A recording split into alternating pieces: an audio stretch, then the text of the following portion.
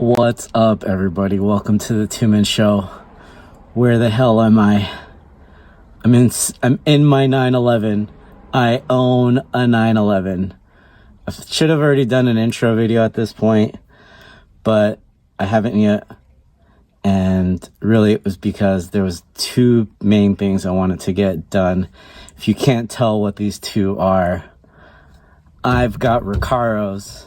It's officially a 3-seater, German style, because that is for my little baby girl.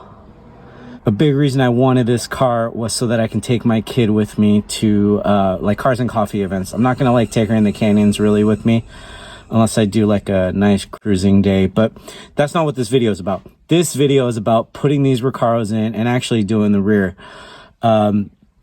Let's start with the rear, actually. So I'm going to insert a quick little time lapse right over here. Pulling the rear seats out in this car is a joke. It's literally like 10 minutes, maybe 15 minutes if you don't know what you're doing. And it makes you wonder, why do they make it so easy? Or it also makes you wonder, why is this really considered a 4-seater? Anyways, as you can see, it's pretty easy. And there it is. Fast forward to that. Back seats are out. I did a little, work to get that child seat in there nice and tight. So that's the rear. Now, originally, I was planning to get a GT3 seat. I didn't get the GT3 seat because the one seat, well, two reasons. One, they're not reclinable. Second reason was the cost. If you haven't looked lately, a pair of these GT3 seats, especially genuine ones, will run you at least $5,000. And I was tempted to get a single driver GT3 seat. I found one that was in, I think, like cinnamon. I think that was the name of the color. It was this really cool looking brown. I think it's the same color brown that's inside Carrera GTs. And I was like, started thinking. And then, I was like, no. Let's take a pause.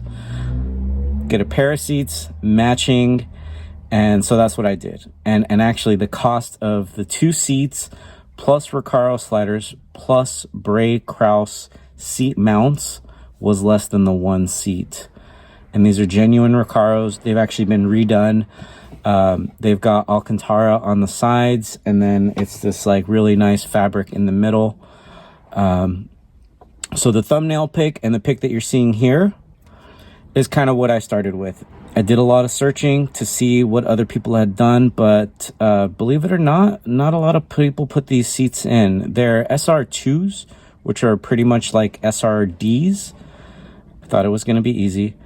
One thing that I kind of had a suspicion on was the seatbelt buckle. Bray Kraus doesn't incorporate those. The planted seat brackets do, but apparently they don't fit as well. So everyone recommended Bray Kraus. I went with Bray Kraus. And then I later found out that this little tiny D-shaped metal bent thingy for the seatbelt buckle was another $100 a side, which for a piece of bent metal seemed like highway robbery. And yeah, I got a Porsche and I should be paying Porsche taxes for stuff, but that's not how I operate. The first thing I was having trouble with was when I put everything together, it sat low, which was nice, but it actually sat too low. The manual adjuster on these seats was too far into this little tub that the seats sit in, and you couldn't adjust the seat at all. And so I thought, all right, I gotta get this done right. And I did some measurements of sorts. I basically stacked some books. Literally, a book I used is called Engineer to Win, and it was the thickness that I thought it was going to be for the height, and I just sat the seat on that, and I was like, yeah, that's about right. So I went to Home Depot Racing, got myself some aluminum square stock, and I basically made I was aiming for 1 inch, but the what they had was 3/4 inch, which is just fine. I basically added a 3/4 inch channel all the way across between the seat and the seat rail. So that bumped it up. As you're seeing here, it's aluminum.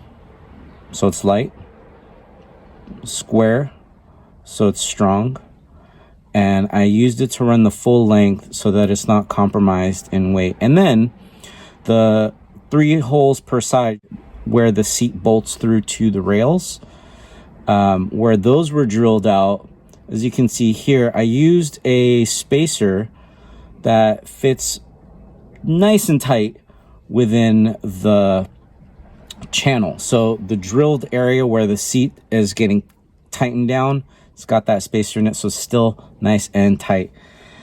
Then came the seatbelt buckle part. I had an idea. I made some trimming and kind of eyeballed it, and everything looked pretty good. Once I cut it all out, I tried to reuse the Porsche bolt that I took the buckle out, but it was very shallow, so I had to just use some of my own hardware, grade 8.8, I think.